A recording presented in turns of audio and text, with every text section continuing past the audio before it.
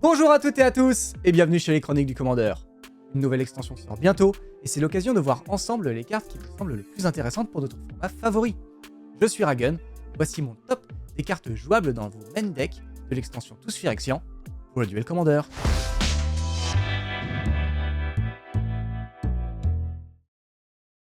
Nous voici plongés dans la nouvelle extension pour découvrir les innovations qu'elle pourrait apporter au duel Commandeur. Attention où vous mettez les pieds si vous ne voulez pas finir complété. Sans plus tarder, on commence par le blanc, et notamment deux petits passe-partout bienvenus. Perturbation planaire est un nouvel arrestation pour 2 mana, dont un blanc, enchantant une créature, un planeswalker ou un artefact. Cette aura l'empêche alors d'attaquer, bloquer ou activer ses capacités activées. Et Ossification, qui de son côté va s'attacher à un terrain de base que vous contrôlez. Arrivant sur le champ de bataille, cet enchantement à 2 mana, dont un blanc, va exiler une créature ou un planeswalker ciblé qui libérera s'il quitte le champ de bataille. Une carte qui ravira les jeux bicolores ou monocolores qui peuvent compter sur beaucoup de terrains de base. Passé tricolore voire quadricolore, le nombre de terrains de base va forcément diminuer et il vaut mieux que vous vous absteniez de jouer cette carte. Spécifique à monocolore et ou au mana base d'artiste, Justificatrice Phyrexiane est un nouvel oblitérateur phyrexian, mais du blanc cette fois. Une 5/5 vol pour 4 mana blanc, on rentre ici dans la catégorie des steaks. En plus, les blessures qu'il devrait subir sont prévenues, et lorsque c'est fait, la Justificatrice inflige autant de blessures à la cible de notre choix, autre que ce spoiler Phyrexian. L'Éternelle Vagabonde est une nouvelle Planeswalker blanche. 6 mana dont 2 blancs, c'est déjà 5 marqueurs de loyauté, voire 6 grâce à sa première capacité de loyauté, ce qui représente un bon petit pécule au début.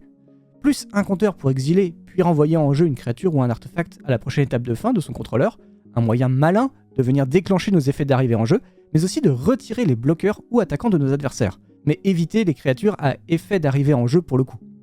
Le plus 0 qui va créer une 2/2 double initiative, simple et efficace, et enfin le moins 4 qui nous permet de choisir une créature qu'il contrôle pour chaque joueur et sacrifier le reste, laissant chaque joueur avec une seule créature. Et puisqu'on joue à Magic en 2023, cette Planeswalker ne peut pas être attaquée par plus d'une créature par combat. Une carte qui mériterait pas mal de discussions et de tests, mais on parle quand même d'un Planeswalker capable de se protéger, de simplifier l'état du champ de bataille avec une quasi-colère de dieu, et de faire de la value, en plus de proposer des menaces de 4 de dégâts par tour. Elspeth, championne du soleil, voyait occasionnellement du jeu, et je crois qu'on a là une nouvelle concurrente à assumer ici. Même si vous l'avez vu dans la vidéo dédiée au nouveau commandant de l'édition, voici Skrelv, plus défectrice. Cette petite bête pas très belle, c'est une vilaine mère des runes grosso modo. Pour un mana blanc, vous allez avoir une 1/1 toxique 1 qui ne peut pas bloquer, mais qui peut s'engager en payant un mana Phyrexian blanc pour choisir une couleur. La créature ciblée acquiert alors la défense talismanique contre cette couleur et ne peut être bloquée par les créatures de cette couleur justement. La créature, elle, peut très bien être jouée dans le deck comme en zone de commandement, alors on espère vous voir la tester au moins dans les decks Edbeer ou aggro bien vitaminés comme Yoshimaru, qui est forcément très heureux d'acquérir une mère des runes légendaire. Et avec cette créature, quoi de mieux que de parler de l'essaim de Skrelv. Cet enchantement n'aura pas 36 maisons, mais vaut au moins un regard. Comme pour Âprefleur, mais en blanc, cet enchantement va nous faire perdre un point de vie par entretien pour créer un Skrelv Junior par tour, soit une 1/1 toxique 1 qui ne peut pas bloquer. Et si jamais votre adversaire est corrompu par au moins 3 marqueurs poison, vos créatures avec la capacité toxique auront également le lien de vie. Parlons justement un petit peu de la mécanique toxique, vu que l'édition en parle pas mal. C'est une mécanique qui dit qu'en infligeant des blessures de combat avec une créature possédant justement cette capacité, mettra autant de marqueurs poison que la valeur de cette capacité, et souvent le toxique vaut 1. La capacité n'est pas aussi violente que l'infection, elle semble plus équilibrée mais à l'avenir incertain. Ce qui semble sûr, c'est que la capacité sera peut-être un peu trop gentille pour le format. Il ne s'agira probablement pas d'un socle pour construire autour, mais elle soutiendra peut-être un deck autour des marqueurs poison s'il voit le jour, ce qui reste très hypothétique. On passe à la fameuse couleur des amoureux de la pioche, et on commence avec une carte de rêveur, le gantelet de Sanilune. Artefact bleu, il soutiendra un archétype peu présent encore en duel commandeur, Super Friend. Effectivement, grâce à lui, vos Planeswalkers vont acquérir la capacité que, pour 0, vous allez proliférer, et pour -12, vous allez jouer un tour supplémentaire. Et en plus, dès que vous allez jouer un sort non créature, vous allez choisir un marqueur sur un permanent ciblé et mettre un marqueur supplémentaire de la même sorte sur ce permanent. Si l'archétype n'est pas du tout implanté, la carte le soutient assez fortement, et il semble donc sympathique d'en parler. C'est aussi un soutien intéressant à une zone de commandement Planeswalker. Unctus, grand métatect, est une créature artefact légendaire pour 3 mana dont 2 bleus, et elle ne détrônera pas Sei de la zone de commandement. Mais cette 2/4 est un excellent support pour les jeux bleus artefacts plutôt agressifs. Déjà, il donne +1/+1 à vos créatures artefacts. Un effet puissant, surtout quand cet artefact est un mécanoptère par exemple. Ensuite, pour un mana Phyrexian bleu, on peut, à vitesse de rituel, permettre de transformer l'une de nos créatures en artefact de couleur bleue. Pourquoi faire, me direz-vous? Eh bien, la première capacité de notre protagoniste est les autres créatures bleues que l'on contrôle ont, à chaque fois que cette créature devient engagée, piocher une carte, puis défaussez-vous d'une carte. Un effet plus que puissant, car dans les jeux agressifs, la pertinence des cartes à l'instant T est parfois plus importante que la qualité des cartes isolées. Donc piocher puis défausser, c'est creuser dans une menace supplémentaire, ou dans une réponse adaptée à ce que notre adversaire s'apprête à faire. On aime forcément ce genre de cartes. Certains vont grincer des dents, mais on a une nouvelle créature pour tempo. Danse, sort instable, à la traduction incertaine il faut dire, est une 2-1 pour 2 dont un bleu et un bloquable.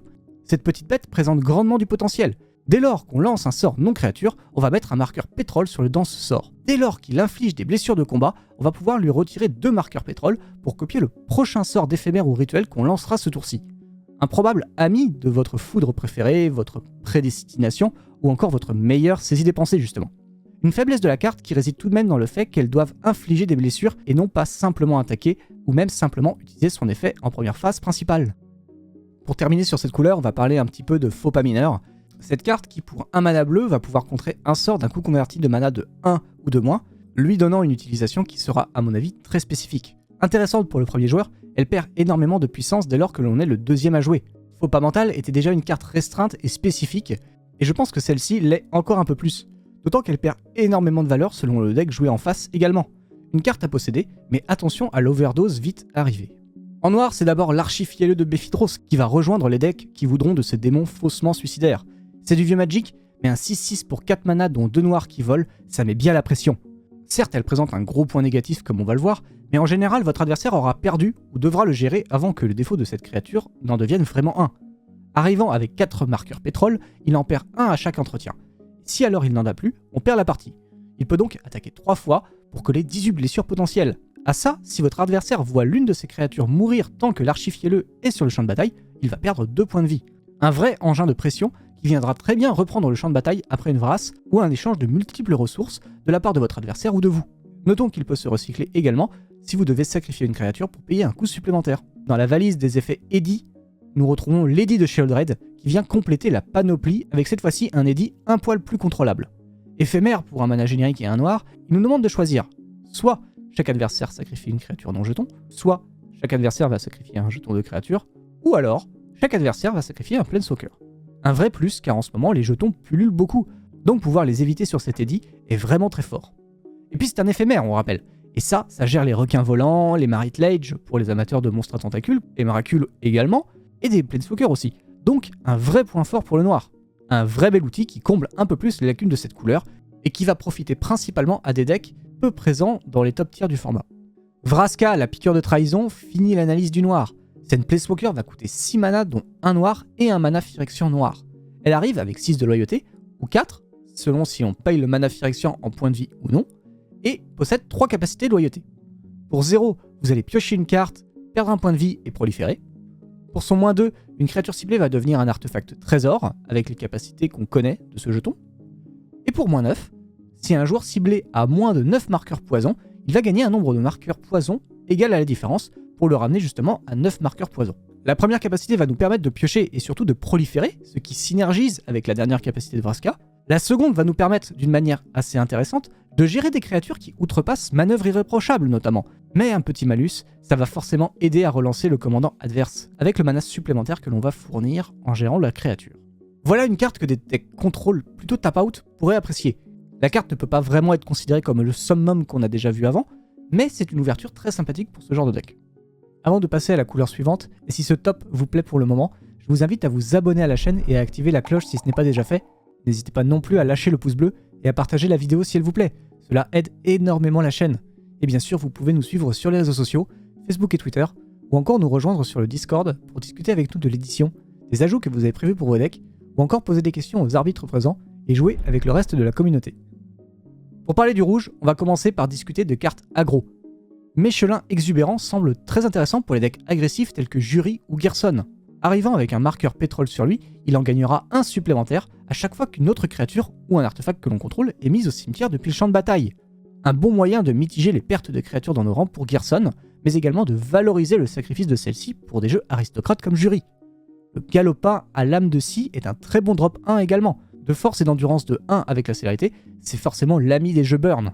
il remplira la curve et esquivera les champs de bataille embourbés de créatures grâce à ses capacités. Il gagnera un marqueur pétrole lorsqu'on lancera un sort non créature et pourra, en s'engageant, le dépenser pour infliger un dégât à chaque adversaire. Un très bon ami pour Gearson encore une fois. Plus haut dans la curve, nous retrouve Solfim, Dominus du chaos, qui viendra mettre une grosse pression psychologique à votre adversaire et pourra ainsi peut-être expédier une fin de partie. Si sa deuxième capacité, le rendant indestructible, semble trop coûteuse parfois, la première donne un bon coup de jus à votre deck. Effectivement, doubler les blessures non combat d'une de vos sources semble être un bon moyen de glisser un délicat pied-bouche à votre adversaire. Passons à Kot, feu de la résistance maintenant. L'inverse d'Agro, ce Planeswalker incarne le rouge mid-range, voire contrôle.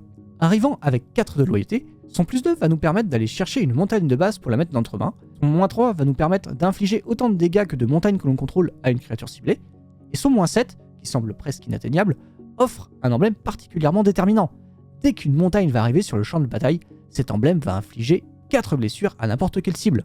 Une jolie option que j'aimerais garder dans ma besace pour un futur deck rouge contrôle. Pour attaquer le vert, on va débuter avec un nouveau venu dans la famille de Bandmage Quasali, le Chancreflore. De force de 3 et d'endurance de 2, elle va pouvoir se sacrifier pour 1 mana et peut alors détruire un artefact ou un enchantement, ou proliférer même. Il complète parfaitement ce genre de famille et au bon moment pour nous. Ce genre de carte est important pour venir interagir à vitesse d'éphémère avec des cartes comme Brèche du monde souterrain ou la Vague de Parallaxe. L'objectif ici est de forcer votre adversaire dans ses lignes et à rajouter des étapes tout en ajoutant à votre champ de bataille de la pression. C'est redondant, donc forcément on prend. Concernant la redondance, Évolutive en transition vient s'ajouter à Expérience 1 et à Collecteur de peau. Ce drop 1, 0-0, arrive avec un marqueur pétrole sur lui et le nombre justement de marqueurs pétrole sur lui va déterminer sa force et son endurance. Comme pour ses compères, quand une autre créature de force ou d'endurance supérieure à lui arrive sur le champ de bataille, il va gagner un marqueur pétrole. Un bon moyen de gentiment pousser l'aggro vert en ce moment. Position de Tyvar est un tricks de combat qui va donner l'indestructible et la défense talismanique à notre créature, en plus de l'une +6/+6 selon la quantité de mana dépensée. Un bon moyen pour des aggros linéaires de pousser ces créatures à bout et continuer de les incliner à 90 degrés pour mettre la pression chez votre adversaire. Trun, briseur de silence, est une belle légendaire qui souhaite s'imposer en menace solide, mais la présence de Grist dans le format et du nombre de Vras qui pourrait augmenter par ailleurs pour tenir aggro semble défavorable au dernier des trolls. Il méritera d'être testé, mais pourrait ne pas correspondre au méta actuel. Un peu moins bon que son ancêtre, il a néanmoins un petit potentiel par le nombre affolant de capacités que Wizards lui a collé. On passe au multicolore avec un haut de curve qui pourrait satisfaire les decks Raffine aggro avec Kaito, ombre dansante. Sa capacité passive propose de renvoyer en main une de nos créatures ayant infligé des blessures de combat pour bénéficier d'une deuxième activation sur Kaito. Avec une courbe basse et une 1/4 vol en zone de commandement, on pourrait régulièrement profiter de cet effet. Son +1 est redoutable pour contrôler la phase d'attaque, empêchant bloc et attaque d'une créature ciblée jusqu'à notre prochain tour. Cela défend également notre Planeswalker au passage. Son 0, à l'inverse, va nous permettre de conforter notre avantage grâce à une pioche, ou même de trouver des solutions contre des menaces. Et son -2 va créer une créature artefact 2/2 incolore contact mortel qui va drainer de 2 lorsqu'elle quitte le champ de bataille. Une belle carte qui mérite également quelques tests, et s'il y a une maison pour elle, c'est bien Raffine qui l'accueillera. Passons maintenant à Malcator, brigadier de la pureté, qui a déjà été évoqué en tant que commandant et pourra parfaitement compléter la panoplie des jeux très orientés sur la value. Complément à des decks tels que Yorion, Nomade Céleste ou Urza, chef artificier, il pourrait aussi rejoindre les rangs des jeux 5 couleurs comme Niv Mizzet ou Jensen Cartalion. Également évoqué pour le rôle de général malgré son avenir incertain, Melira, le remède vivant, semble être un excellent slot pour votre main deck, à vous, joueuses et joueurs d'aggro, complétant parfaitement les bases Selenia agressives. Yoshimaru et Tana accueilleront certainement cette belle 3/3 légendaire, comme d'autres zones de commandement, telles que Emara, Wilson avec un passé blanc, Anafenza, ou même Shanna. Capable de s'exiler pour réanimer une créature s'apprêtant à mourir, elle protégera au mieux vos pièces clés. Du côté des artefacts, étrangeté ou peu trop engageante, le gardien de prison sans âme est un 0/4 vraiment particulier, empêchant les cartes de permanent d'entrer en jeu depuis le cimetière et les sorts d'être lancés depuis le cimetière ou l'exil. Il ressemble à un mur désagréable pour les jeux les plus unfair comme Reanimator ou certains decks combo. Il a tout d'une carte de side, mais dans le bon méta, il pourra peut-être trouver sa place. Passage obligé, une nouvelle épée est arrivée, et c'est l'épée de forge et de frontière. Classique fonctionnement du cycle d'équipement des épées, celle-ci protège du vert et du rouge. Et si votre créature connecte avec les points de vie de votre adversaire, on exile alors les 2 cartes du dessus de notre deck, qu'on peut alors les jouer ce tour-ci, et on peut également jouer un terrain supplémentaire à ce moment-là. Les épées sont des cartes qui gagnent en pertinence selon les méta, mais aussi le deck dans lequel celle-ci est présente. Celle-ci pourrait d'ailleurs trouver sa place dans un deck justement, et puis c'est un effet nostalgique qui en parle à plus d'un. Mirex est ce petit terrain qui va faire de l'œil à certains decks monocolores, voire bicolores, qui ont pu aimer le château d'Ardenval, ou qui auraient pu l'aimer. Ne s'engageant plus que pour de l'incolore après son tour d'arrivée en jeu, il peut également s'engager en complément de 3 manas génériques pour créer une créature 1-1 Phyrexian et puce avec le toxique 1 et qui ne peut pas bloquer. Un ajout potentiel d'aggro fer dans le besoin de ce petit 1-1 qui viendra grappiller les derniers points. Les jardins de mycosynthèse terminent la review de ce set. Terrain excellent pour des stratégies artefacts cachés dans votre mana base, il pourra, pour X mana générique et en s'engageant, copier un artefact non jeton d'une valeur de mana de X. Il aura certainement de l'avenir dans un deck tel que Sai ou Oswald, capable de copier une pièce clé sur le point de se faire détruire ou de pousser votre avantage en copiant un moteur et doublant son impact sur la partie. Petit clin d'œil à la chaîne avant de conclure, le chroniqueur du Zénith se devait d'avoir son passage ici. Mention spéciale à ce 3-1 incolore au prix de 2 manas génériques. Ce petit bonhomme est l'ennemi des cartes multicolores, car lorsqu'elles sont jouées, elles font piocher le joueur adverse. Une 3-1 qui piochera régulièrement une ou deux cartes et où s'échangera contre une interaction ou une créature adverse. À prendre avec des pincettes, mais c'est une jolie mascotte que l'on vous présente ici. Et voilà, c'était ma sélection des cartes potentielles de l'édition Tous Phyrexian. J'espère que vous êtes aussi pressés que moi de trouver de la place pour intégrer ces nouvelles cartes dans vos decks. N'hésitez pas à laisser un commentaire sous la vidéo pour nous partager les cartes que vous avez vues. J'en ai forcément laissé de côté et je suis curieux de savoir ce qui vous plaît dans l'extension. On se retrouvera en avril prochain pour la future extension qui promet beaucoup de belles choses niveau lore, j'ai bien l'impression. D'ici là, je vous fais de très gros bisous et je vous dis à très bientôt chez les Chroniques du Commander. Bye bye à tous!